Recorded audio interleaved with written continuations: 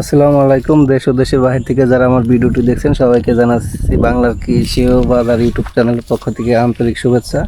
তো বরাবর মতো আজকে চলে আসছে একটা পেঁপে ক্ষেতের ভিডিও নিয়ে। এই পেঁপের জাতটা হচ্ছে শাহী জাত। এই যে দেখুন গাছটি কত সুন্দর হয়েছে। আর আপনারা কিভাবে এই শাহী জাতের পেঁপে চাষ করবেন সেই সম্পর্কে একটু ধারণা দিব। সেটা হচ্ছে আপনারা শুরুতে হচ্ছে পেঁপের যে বীজটা আছে মানে দানা, সেই দানাটা হচ্ছে একটা পলিথিনের মধ্যে বা হচ্ছে একটা ওয়ান টাইমের যে কাপগুলো আছে সেটার মধ্যে ফেলবেন। দুইভাবেই ফেলা যায়। তারপরে হচ্ছে সেটা হচ্ছে রেখে দিবেন 40 থেকে 42 দিনের মধ্যে। চারা বড় হলেও সেই চারা রোপণের উপযুক্ত হয়ে যাবে।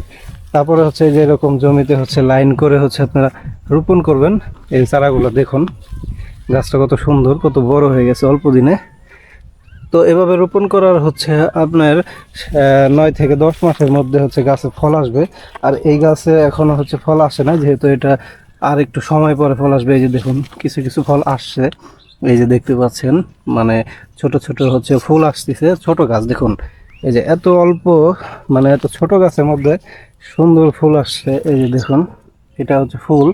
তো এই যে দেখুন গাছে হচ্ছে আপনার পরিচর্যা করতে হবে, এরকম পানি দিতে হবে। আবার এই যে এরকম ড্রেন করে করছে যাতে হচ্ছে পানি হচ্ছে না বেঁধে যায়, কারণ পানি বেঁধে থাকলে গাছ হচ্ছে মারা যায়, মানে গোড়া পচে যায়। এই যে দেখুন এই সুন্দর ড্রেন করে দিছে, আর নিচটা কত সুন্দর পরিষ্কার।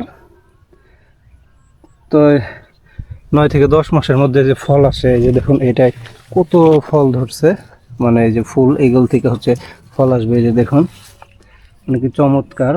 আর শাহী জাত যেটা হচ্ছে একদম গাছের গোড়া থেকে পেঁপে ধরে, অনেক পেঁপে ধরে থাকে, যেহেতু আপনারা শাহী জাত সম্পর্কে অনেকেই জানেন অনেকেই জানেন না। তো ক্ষেতটা দেখুন, এটা হচ্ছে অনেক বড় একটি ক্ষেত, সম্পূর্ণটাই হচ্ছে যে পেঁপে বাগান।